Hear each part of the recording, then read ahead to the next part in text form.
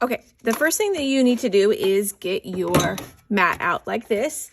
Put your 3 beakers lined up along here like so. If you want to rinse them because they look dirty, just get your rinse bottle and your waste container. You might need to refill it and rinse them out for the demonstration. Okay. Then you're going to take your 3 thermometers and you're going to put them red side down. This is the sensor that collects the temperature readings. So you put them in like that. Okay. Then in each of the 3 beakers, you put 3 mLs of BTB. This is concentrated BTB. Okay, so 3, 3, 3.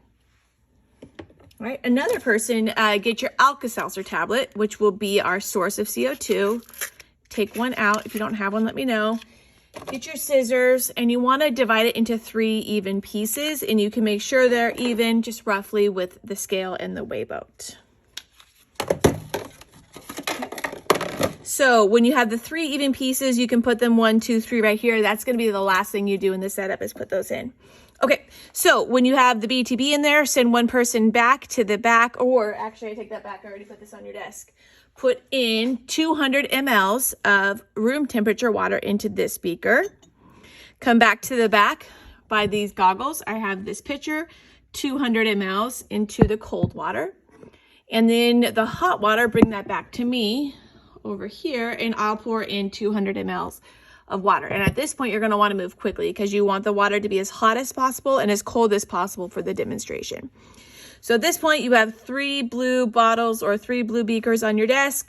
Record right here the initial temperature. Then once you have the initial temperature, you put your Alka-Seltzer pieces in and you wait a minute or so and watch what happens. Okay. After a minute, I want you to get out this new piece of equipment called a pH probe. So what you do, this is the liquid that it's stored in. You just kind of twist and pull it out like this. You turn it on, you submerge it in the beaker, you take a reading, you remove it, you rinse it, take your next reading, remove it, rinse it, reading, remove, and rinse, and store back in the container. It should be an instant read on the pH. So go ahead and record the pH on the formative, bring these back to the back, rinse them, and you are done.